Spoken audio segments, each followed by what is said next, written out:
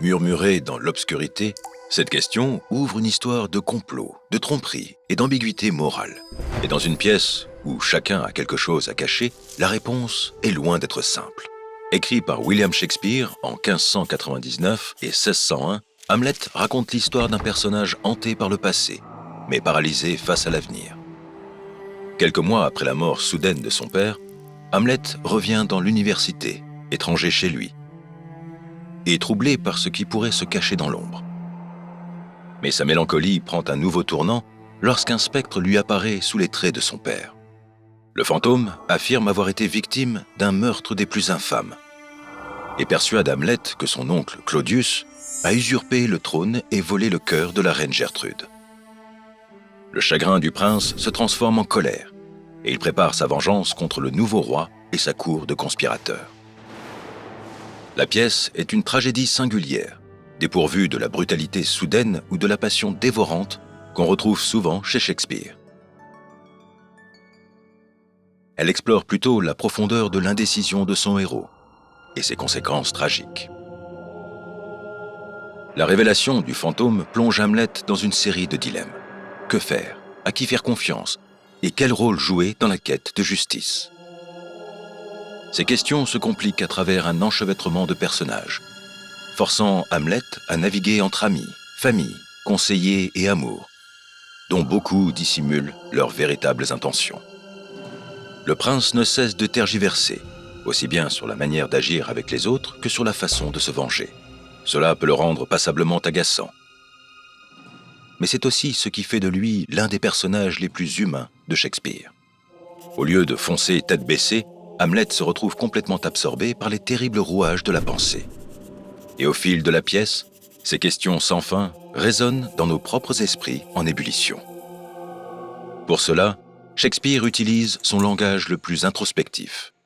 Entre les réflexions brûlantes du roi usurpateur sur le paradis et l'enfer, et la méditation grinçante du prince sur la mort, ces monologues mélancoliques font vraiment leur effet. Cela s'illustre peut-être de la manière la plus éloquente dans la réplique la plus célèbre d'Hamlet, empreinte d'une profonde angoisse existentielle. Être ou ne pas être? Telle est la question.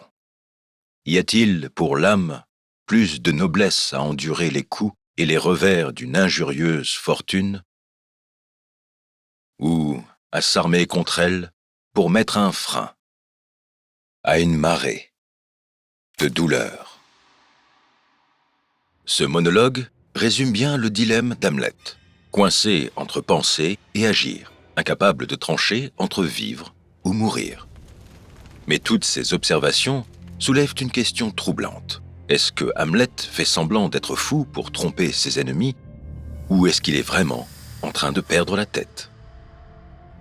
Ces doutes pèsent sur toutes ses relations, et comme il est toujours perdu dans ses pensées, il ne se rend même pas compte des dégâts qu'il provoque autour de lui. Il est particulièrement dur avec Ophélie, la fille qu'il aime, mais qu'il maltraite au point qu'il en perd la raison. Son destin tragique montre que beaucoup de drames auraient pu être évités et révèle jusqu'où peuvent aller les jeux d'esprit toxiques d'Hamlet. Tout au long de la pièce, des signes annonciateurs de tragédie sont ignorés. Parfois volontairement, comme lorsque le père d'Ophélie banalise le comportement inquiétant d'Hamlet, le réduisant à une simple peine de cœur. À d'autres moments, la tragédie vient de manipulations délibérées, comme lorsqu'une erreur d'identité provoque encore plus de sang versé. Tout ça nous laisse un sentiment inconfortable. Le drame naît souvent d'erreurs humaines. Parfois, il suffit juste de ne rien décider pour que tout parte en vrille. Mais s'il y a bien une chose dont on ne doute jamais, c'est qu'Hamlet est profondément humain. Même si, jusqu'au bout, on se demande qui est le vrai Hamlet. Est-ce un fils loyal qui veut venger son père, ou un prince devenu fou qui sème le chaos? Doit-il agir ou observer, faire confiance ou douter? Qui est-il? Pourquoi est-il là? Et surtout, qui l'attend dans l'obscurité?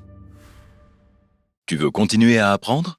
Regarde ces vidéos pour remettre en cause ce que tu penses savoir ou pour apprendre des choses que tu ignores. Abonne-toi et reste curieux.